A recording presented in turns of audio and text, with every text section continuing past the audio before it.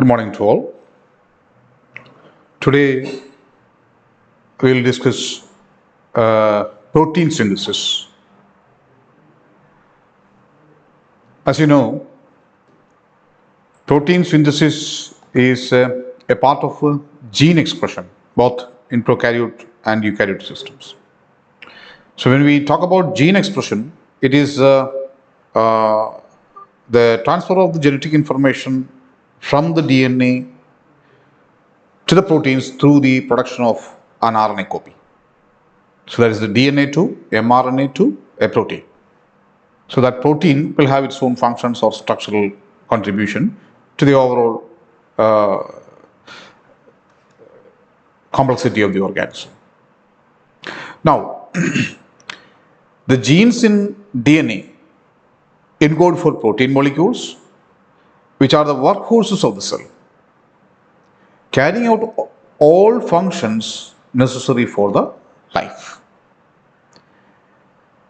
For example, enzymes, including those that metabolize the nutrients and synthesize new cellular constituents, as well as DNA polymerases and other enzymes that makes the copies of the DNA during cell division, all are proteins. So this is not only the cellular components, but also the other machinery or the system of proteins that is involved in the transcription and translation process and even replication. All are proteinaceous. In the simplest sense, expressing a gene means manufacturing its corresponding protein. This multi-layered process has two major steps. One, transcription to the mRNA. Two, mRNA is translated into the concerned protein molecule. So this picture shows the DNA, or the information that is stored in the DNA is copied into the pre-mRNA transcript by the RNA polymerase enzyme in the process of transcription. And that mRNA in case of a prokaryotic system, that may be a ready-to-use mRNA, or in case of a eukaryotic system, that may be pre-mRNA, which requires processing, or the splicing process that needs to be done to the pre-mRNA in case of eukaryotes. Finally, you will have an mRNA, processed or unprocessed. And that from that mRNA, or that information stored in the mRNA, is translated by the ribosomes into the concerned protein. So this is the overall process of the gene expression that we are going to discuss. So when we ask the question where translation occurs, what will be the answer? Within all cells, the translation machinery resides within the specialized organ is called the ribosomes, as you know. In eukaryotes, mature mRNA molecules must leave the nucleus and travel to the cytoplasm through the nuclear membrane for the site of translation, where the ribosomes are located, or the translation machinery is located. On the other hand, in prokaryotic organisms, the ribosomes can attach to the mRNA while it is being still translated, while it is being still transcribed. So there is no physical separation of space and time in prokaryotic systems, where the DNA is transcribed to the mRNA and the RNA is translated into proteins. It is occurring in the same cytoplasmic space, where all these transcription and translation machinery were present in the same immediate vicinity, and the available mRNA, while it is being transcribed, and that available region of the mRNA is immediately translated. So that's the prokaryotic system in which transcription and translation were occurring simultaneously. In this situation, translation begins at the 5' or 5' end of the mRNA, while the 3' end of the mRNA is still being transcribed. Which means the prokaryotic organisms will not wait for, or the prokaryotic translation machinery or the ribosomes will not wait for the entire mRNA to be transcribed.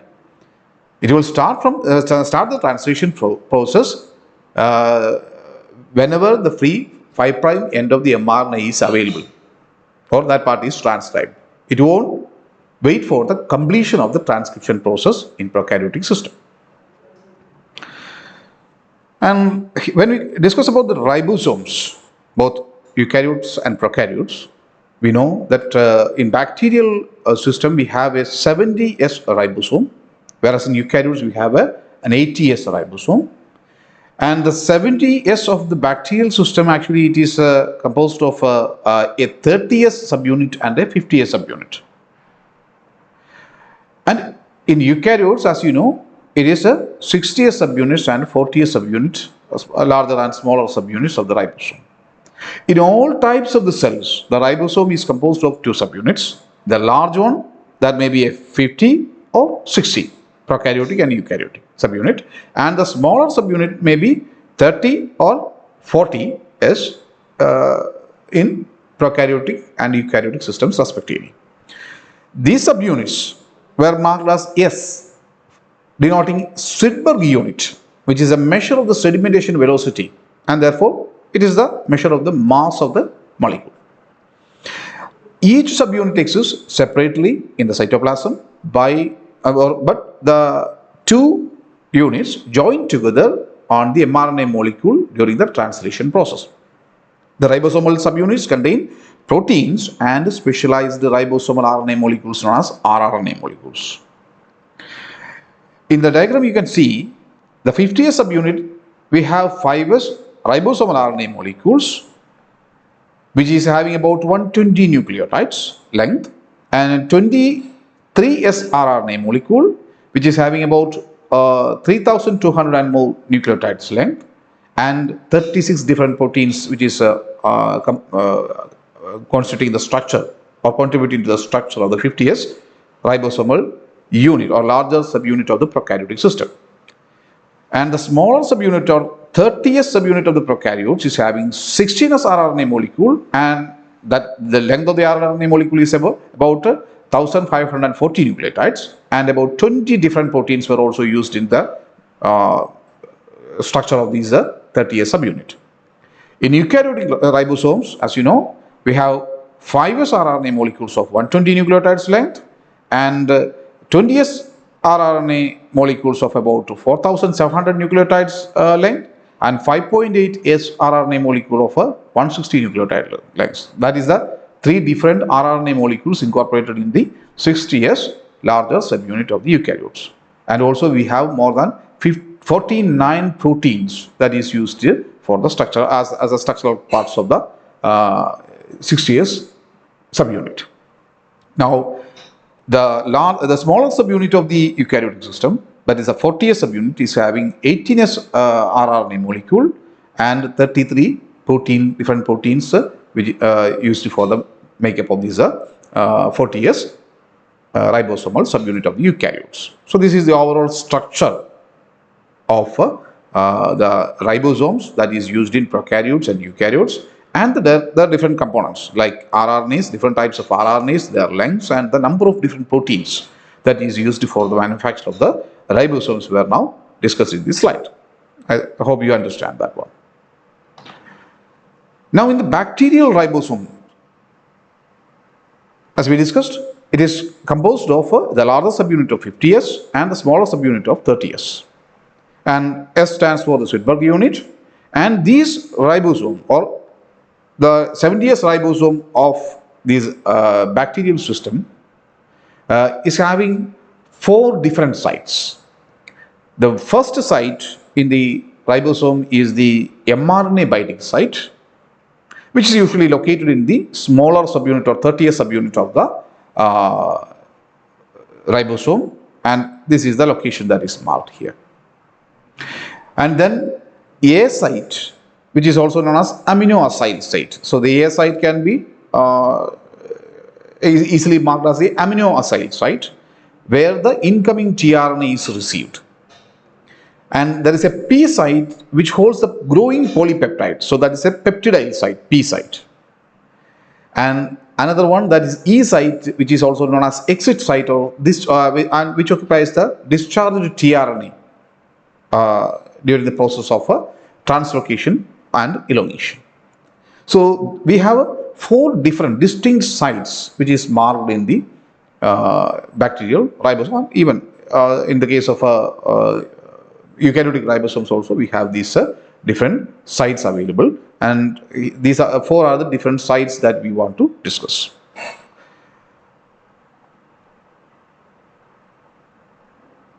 The tRNA molecules are actually adapter molecules.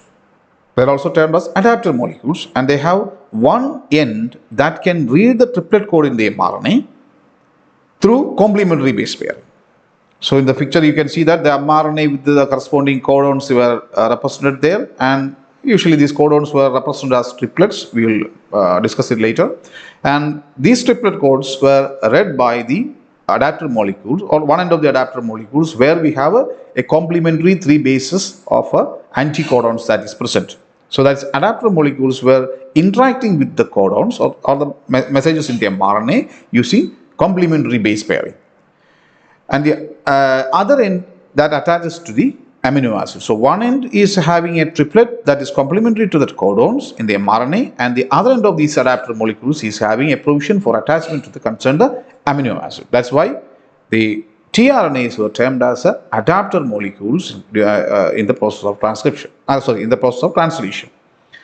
And the idea that tRNA was an adapter molecule was first proposed by Francis Crick, who is a co-discoverer in the DNA structure, who did much of the work or key work in deciphering the genetic code.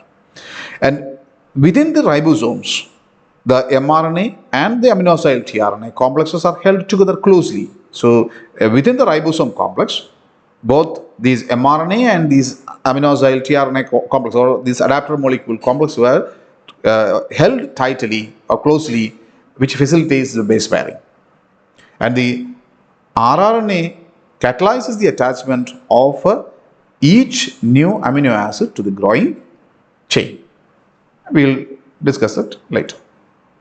So this is the about three-dimensional structure of an adapter molecule, or the tRNA. And in this diagrammatic representation, you can see that there are different arms or regions, and this is the anticodon that is represented here. And the arm of the tRNA, which is having this anticodon terminal, is known as anticodon arm. And there are D arm, which is having about 10 to 25 residues. And there is a T5C arm, there is an amino acid arm. So the overall structure, or three-dimensional structure of the tRNA, can be represented using this figure. So we have amino acid arm is there, anticodon arm is there, and D arm and T5Z arm, or these are the different or the four regions of the tRNA molecule. When we flatten that three-dimensional structure, you will have the classical tRNA structure, which can be represented in a two-dimensional manner. And using this picture, or using this diagram, you can easily illustrate the different arms or the regions of the tRNA molecule. As you know, the processed tRNA, even the splicing process of eukaryotes and even prokaryotes, that modifies the tRNA from the primary transcript. And the modification, as you know, it involves the incorporation of the specialized nucleotides or modified bases in the tRNA, like pseudouridine or dihydrouridine, etc., or removal of some of the unwanted regions or extra regions in the on that tRNA and creating the anticodon arm. Then addition of the CCA end at the amino acid terminal, this 3' terminal, is also another post-transcriptional modification during the processing of the manufacture of the tRNA. And this overall processing of the tRNA that results in the production of the D arm and T5C arm with the modified bases, then production of the anticodon terminal with the removal of some of the bases in this region, and modification of some of the bases marked at the specific locations, which is marked in color, and also attachment of a CCA tail at the 3' end of the tRNA. So these are all the different modifications in the structure of the tRNA that is done. And after these modifications, the processed tRNA is having four different arms: amino acid arm, D arm, T5C arm, and the anticodon arm. So these are the different regions of the tRNA. Now, the tRNA as the adapter molecule we discussed, it is having a provision for attachment to the codon, which is present in the mRNA using a specific base pair interaction or complementary base pair interaction using the anticodon arm. And also it is having a provision for attachment to the amino acid using the CCA tail. So the amino acid attachment site is expected to attach a specific amino acid. For example, in this case, we are marking the tRNA as a tRNA ALA. tRNA ALA means alanine tRNA. So the tRNAs were actually very specific to the concerned amino acid. The structural difference of the tRNA, alanyl tRNA will be different, or it will be structurally different from that of a valyl tRNA or some other amino acid carrying tRNA. So the tRNAs were actually having some structural differences, and they are unique in terms of its corresponding amino acids. So the tRNA alanine can attach with the only alanine. So for each amino acid that is used in translation process, we will have a specific tRNA or that adapter molecule which will be attaching to that particular or specific amino acid. Okay, in this case, it is the tRNA that is represented is a tRNA alanine or alanyl tRNA, which will attach specifically to alanine only and not with any other amino acids, and which will be attached to the CCA tail or 3' end of the tRNA using an ester bond. So this is the process of charging of the tRNA, where the amino acyl tRNA is charged with the concerned amino acid, and now it is known as a alanyl tRNA ALA. So this means this is the alanyl specific tRNA charged with the alanine. So that is represented as alanyl tRNA ALA. So this is the anticodon arm. This is the acceptor arm, where the alanine will be accepted, used and attached with the ester bond. Okay. Now we will discuss a little bit about the genetic code. During translation, which is the second major step of gene expression, the mRNA is read according to the genetic code, which relates the DNA sequence to the amino acid sequence in the protein. Each group of 3 bases in the mRNA constitutes a codon, and each codon specifies a particular amino acid, hence it is known as a triplet code. The mRNA sequence is thus used as a template to assemble in the correct order the chain of the amino acids in that amino acids that form a protein. So the order of the amino acid arrangement is decided by the sequence of the mRNA, which is read as a triplet code. This genetic code consists of a triplet code, that is a sequence of 3 base codes for a particular amino acid.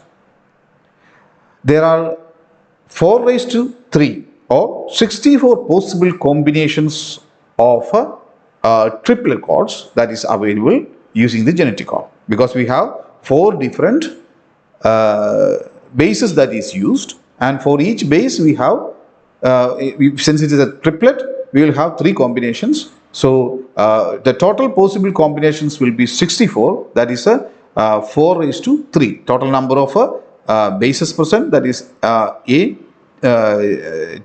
U, G and C, that they are the 4 bases that is present in the mRNA.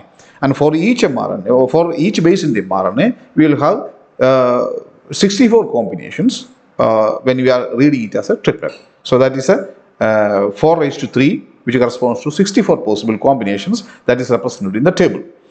A group of 3 bases coding for an amino acid in the mRNA is called a codon. So that can be termed as the definition for the codon.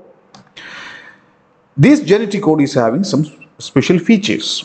Whenever you are asking to write about genetic code, you have to memorize these terms and you have to understand what does it mean. The genetic code is a degenerate. The properties of the genetic code that includes degeneracy of the code. Degenerate means an amino acid can be coded by more than one codon.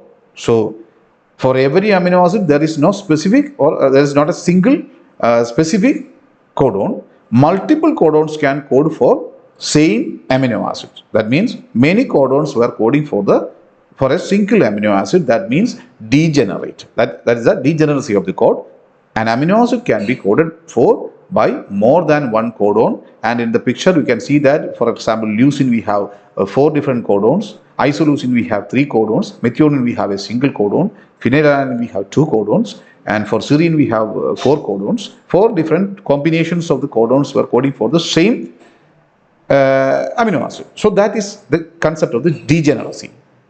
Many codons can code for the same amino acid. Now, the second property that we want to discuss is the unambiguity of the genetic code. Ambiguous means if there is some dispute or some unpredictability is there, then that is ambiguous. But it is unambiguous means each codon indicates a single specific amino acid. It will never code for another amino acid. That means that specificity of the amino acid is there. For example, CUU will always code for leucine, and it will never code for glycine or histidine, something like that.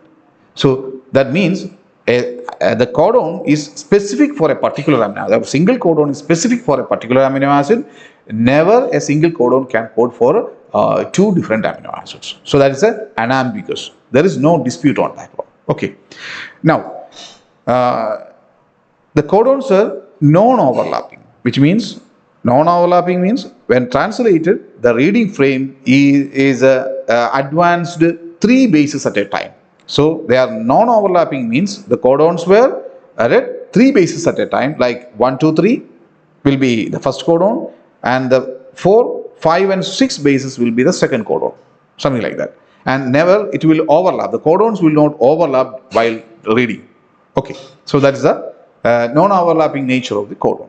So 61 codons are for amino acids, and the remaining 3 are stop codons.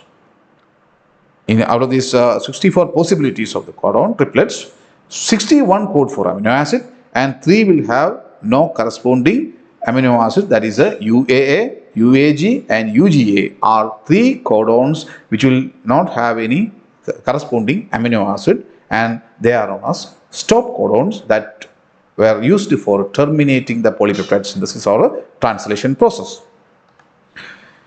Now the next concept we want to discuss is a Weibull hypothesis. There are more than one codon for one amino acid, and that is known as degeneracy of the codon, as we discussed. Why this degeneracy occurs? That means many codons code for the same amino acid. Why it is happening?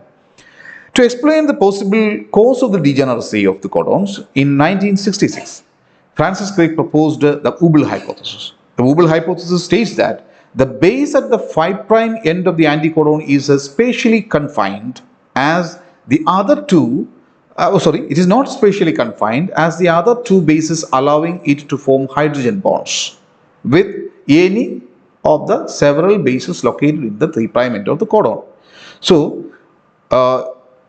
there may be a flexibility at the 3' or the 5' end of the anticodon. 5' end of the anticodon corresponds to the first position of the anticodon. So at that position, there is a flexibility which allows that anticodon to pair with several bases at the 3' end of the codon. And we will see it again. This leads to the following conclusions. The first 2 bases of the codon makes a normal canonical, or as per the rule, H bonds or hydrogen bond pairs with the second and third base of the anticodon. And okay, we will have another picture which will be discussed later. At the remaining position, the less stringent rules apply to the non-canonical base pairing. Of course, there is a first 2 positions of the codon will be having, or it will have very strict complementary base pairing. So this is the first 2 positions of the codon that will have strict complementarity with the corresponding 2 bases at the anticodon. Whereas the third one, and this is the normal base pairing, whereas the Weibull hypothesis says that the third base of the codon can pair with any of the bases or some other bases, which may not be in the normal pairing rule will not be there. So the canonical or the as per the rule pairing will not be possible if there is a flexibility at the third position of the codon, and that is known as a Weibull pairing, which is a non-canonical or out of the rule base pairing of the third base of the codon. So at the remaining position, that's the third position, less stringent rules apply and non-canonical or out of the rule pairing may occur. And the Weibull hypothesis thus proposes a more flexible set of base pairing rules at the third position of the codon. The relaxed base pairing requirement or Weibull allows the anticodon of a single form of tRNA to pair with more than one triplet of the mRNA. So the same tRNA can pair with multiple codons. So this C can be replaced with multiple bases, or many bases can be replaced with, at this third position. So the same tRNA carrying the leucine can pair here, and this flexibility at the third position is the reason for the degeneracy, which allows this particular amino acid tRNA to pair with multiple codons and ignoring the base at the third position or at this third position of the codon. So which allows that Weibull pairing or out of the rule binding of these triplet codon, which enables the same tRNA to pair with multiple codons, ignoring the base at the third position. So the rules, the first U can recognize A or G.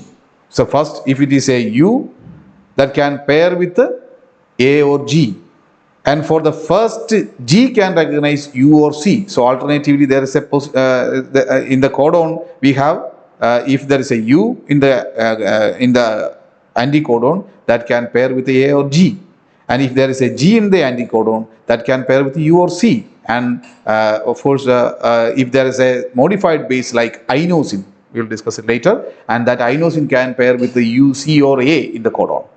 So this is the Weibull hypothesis. So there are not 61 different tRNAs always present. As I mentioned, there are specific tRNAs for specific amino acids, but you know that there is only 20 amino acids, or including the formyl methionine tRNA that is used in case of a prokaryotic system. We have a what's called, that is a 21 amino acids. Maximum possible amino acids were 21 amino acids, and 21 specific tRNAs should be tRNA synthetase enzymes should be there, and 21 specific tRNAs for these 21 specific amino acids needs to be present, and we can't expect 21 or 61 tRNAs, specific tRNAs for all the codons, since there is Weibull nature and the degeneracy of the code. Multiple codons can code for the same amino acid, and the tRNAs were specific for the amino acid and not for the 61 codons. So we can expect only specific tRNAs about 20 or 21, not 61. So the Weibull base pairing in the third, that is the first base, third base and first base, that I will clarify that one. The third position of the anticodon is not strict. This lets the multiple codons can recognize is one tRNA, and in the table you can see that in the anticodon, if there is A, it can specifically pair with U only, and if there is C, that can pair with G, and if there is U, it can pair with A or G in the codon, and G can pair with C or U in the codon, and the modified base in the anticodon, that is inosine, a modified base that can pair with the U, C or A in the codon. So that allows some amount of degeneracy or flexibility in pairing at the third position of the anticodon. So this is how it occurs, and in the picture you can see that there is the anticodon which is shown there, where we'll have a structural difference which allows even the incorrect bases or normal Watson-Crick model pairing is not possible if there is a modified base or some other out of the rule pairing is there, but that can be adjusted using the Wobble position, and the tRNA can be tilted or some structural changes will be there which allows the tRNA to pair specifically with the or non-specifically with the corresponding codon. And as I mentioned, the inosine, which is a modified base, and it is found only in the tRNAs, and the inosine is present only in not that it is present only in the tRNAs, not in the mRNAs, and it is usually in the third position of the anticodon. And inosine can base pair with U, C, or A. And example is the case of isoleucine, where we have three codons. Anticodon, when it is presented with the U, A, and inosine, that is the third base is a inosine, and the corresponding codons that can be recognized using the same anticodon is a AUU, AUC, and AUA. That is the three different bases can be recognized at the third position of the codon by the same inosine. So the anticodon, single anticodon UAI can recognize three different codons which is corresponding to the isoleucine. So this is one of the examples. When we discuss about the position of the codon and anticodon, I need to clarify that the first one which is shown in red, that is the third base of the codon. So always a DNA or RNA sequence where represented or it is written from 5' to 3'. And those bases which is towards the 5' will be the first base, and towards the 3' will be the last base. Okay. So when we read a triplet, the sequence U, U, A, the first base is U, second base is U, and U, U, C, the third base is C. So the C is showing the Wobble nature. Okay. And the anticodon end, that is pairing with the codon, is having an anti-parallel nature. So the tRNA will be positioned in the reverse order. That is the first base of the tRNA or the anticodon will pair with the third base of the codon. Second base of the anticodon will pair with the second base, whereas the third base of the anticodon will pair with the first base of the codon. That is because the strands were anti-parallel. When we read from 5' to 3', the anticodon should be read from right to left, whereas the codon should be read from left to right. So that means the first base of the anticodon, which pairs with the third base of the codon, is showing the Wobble nature. So the inosine, for example, if we have an inosine present, as in the previous case, the inosine is actually located at the first position of anticodon. That is towards the 5' end of the tRNA. That will pair with the third position of the codon, and that inosine is usually the first base of the codon. Okay. Here you can see this is the tRNA with the anticodons represented here. The Wobble position is normally this position, which allows C or U pairing at this position, non-specific pairing. And when we read this codon, that is UCU, that will pair with this particular anticodon, but the directionality of this anticodon is from 5' to 3'. So this G is the first base of the anticodon. This is the second base and this is the third base. And in the second picture, we can see that the codon is marked as 1, 2, and 3, whereas the anticodon is marked as 1, 2, and 3 from right to left. And that position, for example, the inosine that is represented here is at the first position of the anticodon because it is towards the 5' end, whereas the codon, first base of the codon is pairing with the third base of the anticodon, that is a third the base that is towards the 3' end of the tRNA. So this is the directionality of the codon and anticodon pairing, and the Wobble nature is actually the result of a non-specific pairing or out of the rule pairing by the base at the first position of an anticodon to the corresponding codon. codons in the, or the third base of the codon in the mRNA. So this is the Ubbel pairing. Now, when we discuss about the non-overlapping nature of the genetic code, as I mentioned, the codes were read continuously without overlap. For example, first base will be first three will be the first triplet, the next three will be the second triplet, and the next three will be the third triplet. It will never read like 1, 2, 3, 2, 3, 4, 4, 5, 6. If you are reading something like this, we will have many codons, but the codons will be overlapping. So the representation is very clear there. The genetic code is non-overlapping. It will not overlap while reading. Okay. So this is about the same thing. For example, we have an mRNA which is supposed in the with the non-overlapping codes. But when we have a mutation or an event in which an insertion of a base occurs, for example, that will result in a frame shift. Usually that results in a frame shift mutation.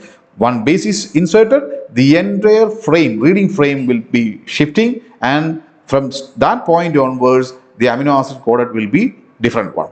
Because since the genetic code is a triplet code with non-overlapping nature, it will be continuously read, and introduction of a new base or a new nucleotide to the existing strand will result in a frame shift or frame shift of the entire codons, resulting in an entire set of different amino acids to be incorporated starting from that point of insertion. And this may result, the same thing may result by the deletion of an amino acid, the deletion of a nucleotide will result in again shifting of the frame, which will also produce a separate protein or different protein, or maybe it may not produce a protein at all because it may incorporate premature termination signals or stop codons may be resulted from that type of mutations, and functional proteins may not be coded from such a cases of frame shift mutations. And if there is an insertion and deletion simultaneously occurring, for example, and only in between that region the mutation will occur, and since the frame shift is cancelled by the second mutation, for example, one base is inserted at the first position, and the second codon, one base is deleted, the result is limited or confined between that insertion and deletion mutations, and the remaining frame will be corrected so that instead of that two amino acids, for example, in the picture that is shown, two amino acids will be replaced, but the remaining amino acids will be arranged in the correct position, and the same because the reading frame is restored by the second mutation. So this is about the non-overlapping nature of the genetic code, and any mutation that results in such frame shifts will result in the production of a separate protein or a different protein, or even stopping of the protein by incorporation of termination signals. So this is when we talk about the reading frames, since the triplets were read, the genetic code is read as triplets, non-overlapping triplets, we have every possibility of reading the frame starting from 1, 2, 3, 3, 4, 5, 6, 7, 8, something like that. Or you can read as 2, 3, 4, 5, 6, 8, 5, 6, 7, and there is another possibility of reading. And you can skip the first two and start from 3, 4, 5, 6, 7, 8, and that's another possibility of reading. And that means we have three, from the same sequence of the DNA or RNA, we have three reading possibilities in triplets. And when we come to the next frame, it will be restored to the first one. Okay, so you have three different reading possibilities of triplets, which results in three different sets of proteins. And usually there will be only one such reading frame or functional reading frame which can be used for coding of the protein. The other reading frames will not have a successful reading of continuous reading frame because of the because of their interruption by the incorporation of such stop codons. So for every functional gene, you will have only one reading frame, and the other two frames will be prematurely terminated because it encounters multiple stop codons randomly within the sequence. And that reading frame that can be continuously read for the successful production of a protein is known as a open reading frame. I think you might have already, some awareness on that one, on the reading frames and the open reading frames. And the genes that is coding for some functional proteins were actually, or the reading frame that is used for coding of such a functional proteins were known as a open reading frames. The other two possibilities were not coding for such proteins because there may be stop codons that may be randomly encountered within that sequence.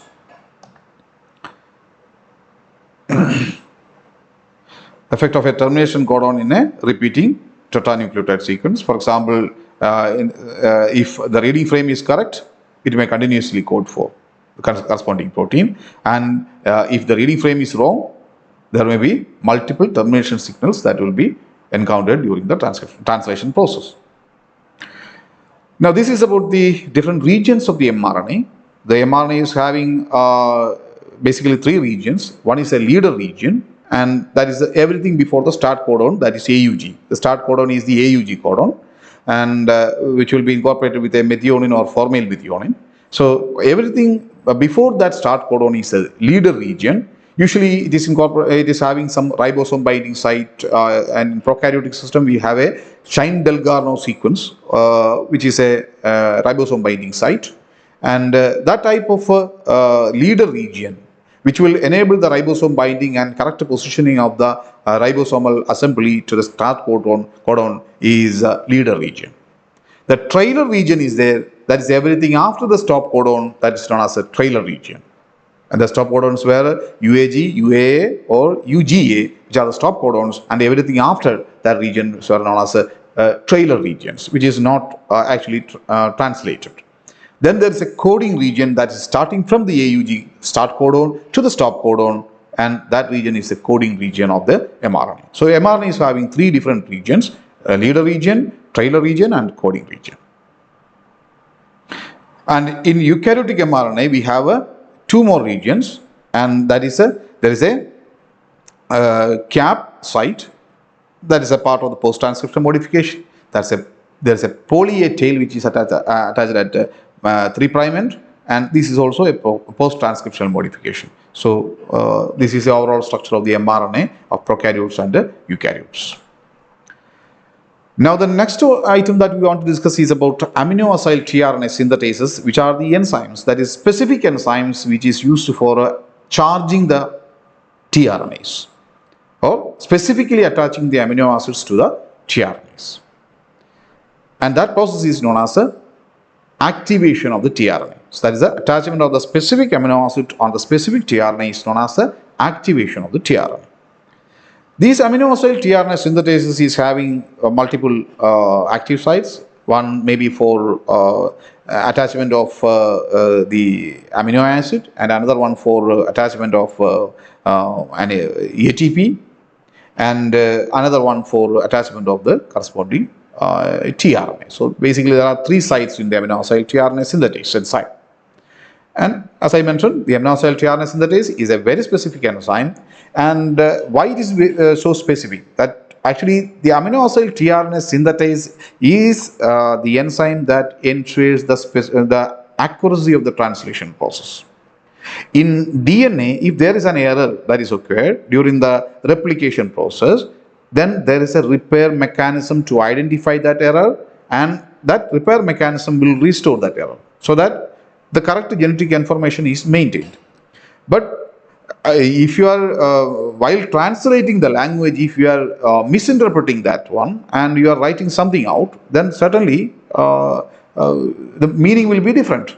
Okay, so you cannot incorporate, or the system cannot allow incorporation of a faulty amino acid or an incorrect amino acid in the peptide during the translation process. There is no other separate mechanism for that one. The specificity of this attachment of the correct amino acid to the correct position of the peptide by identifying the correct signal, that is the codon, it is done by the amino acid tRNA synthetase specificity. How it is done? One of the you know that these amino acid tRNA synthetases were usually present one per amino acid, not for one per codon, one per amino acid. As you know, there are 20 or 21 amino acids, including the formyl methionine tRNA. 20 amino acids plus that's methionine tRNA and formyl methionine tRNA are there. So at least there should be 21 specific amino acid tRNA synthetases there should be there for both prokaryotic and eukaryotic systems. And these uses ATP to complete the ester bond, or for the attachment of the amino acid to the tRNA, so that CCA tail of the tRNA and the amino acid is attached with an ester bond. And for the creation of that ester bond, we need ATP, or the energy from the ATP. The free energy of these bond is used to form peptide bond during the translation process. Okay. So here in this picture you can see that the amino acid is coming and binding to the amino acid tRNA synthetase, the correct active site of the amino acid tRNA synthetase enzyme, and it told you also bound with the ATP, and then the ATP will be interacting with this amino acid, or it will be charging with the amino acid, and the result is that a pyrophosphate will be released, which will be released as 2 phosphate molecules, and the AMP component will be attached to the amino acid, which will result in the production of a amino acyl AMP. That is a amino acid plus AMP that will be created here initially. So this is known as amino acid. This is the amino acid. This is the AMP component of the ATP. This is the pyrophosphate released from the cleavage of the ATP, and that is attached to the amino acid. That AMP is attached to the amino acid. Now it is known as a amino acyl AMP. So that is the first step of the amino acyl tRNA synthetase, or the activation process of the tRNA. So the second step is the attachment of this amino acyl tRNA to the tRNA, specific tRNA. So the specific tRNA will bind to this the tRNA binding site of the amino acyl tRNA synthetase. The specificity of this charging process is actually determined by the structural compatibility of the concerned amino acyl tRNA synthetase enzyme with the concerned tRNA. An incorrect tRNA cannot occupy this active site. Only the correct tRNA with the structural features can occupy. For example, valyl tRNA can occupy only valyl tRNA synthetase active site. Alanyl tRNA can occupy only alanyl tRNA synthetase active site. So these structural specific features of these amino acyl tRNA amino acyl tRNA synthetase and the tRNA will enable specific binding to that tRNA and amino acyl tRNA synthetase enzyme.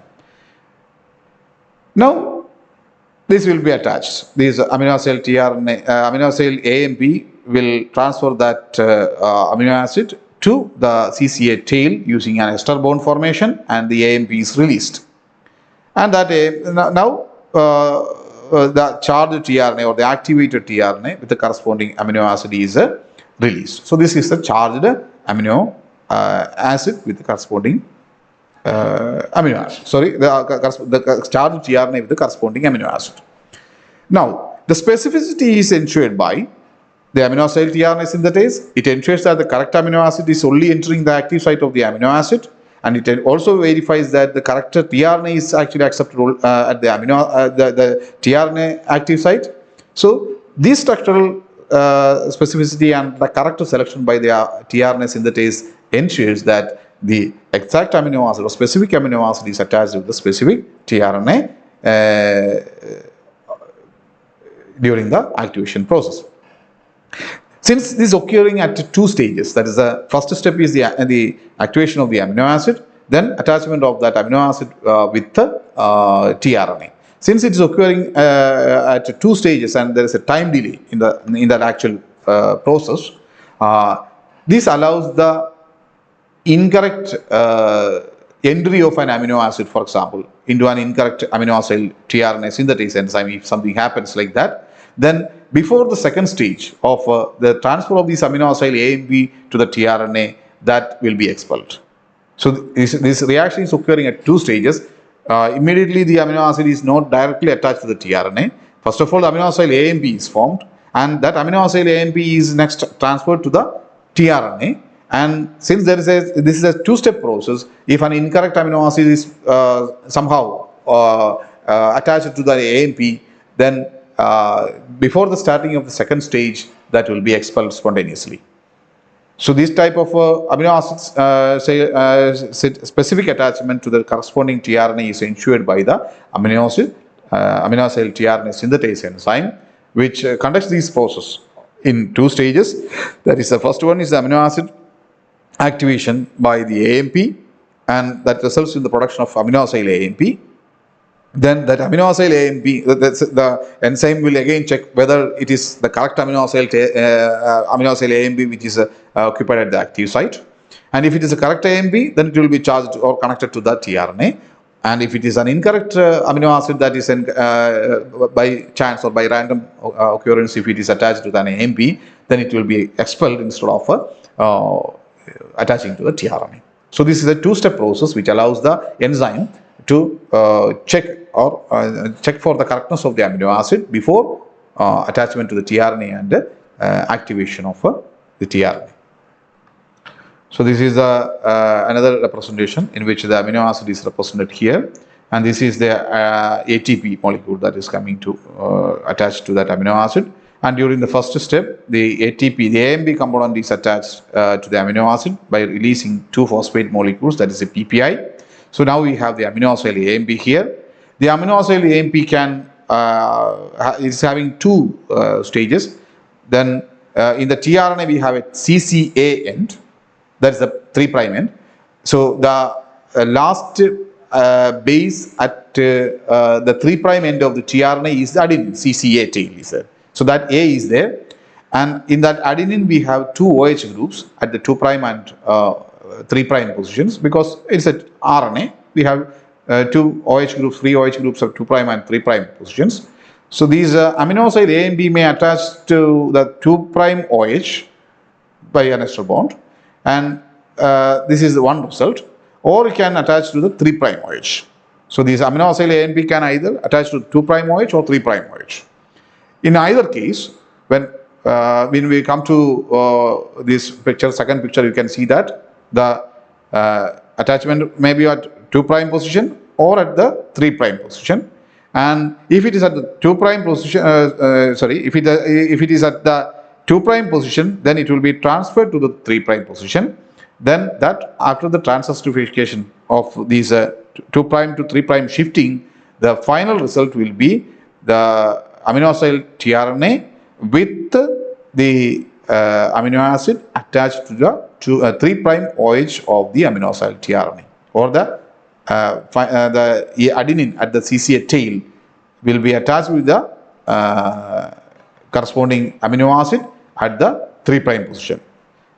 And during the process, if it is attached at the 2' position, subsequently it is transferred to the 3' position, and the final processed or charged amino acid tRNA will be attached with the 3' OH of the adenine and the corresponding amino acid. And that final ester bond will be with the 3' OH of the adenine and the corresponding amino acid. So that is the amino acid tRNA synthetase enzyme and its action, and in the charging of the tRNA.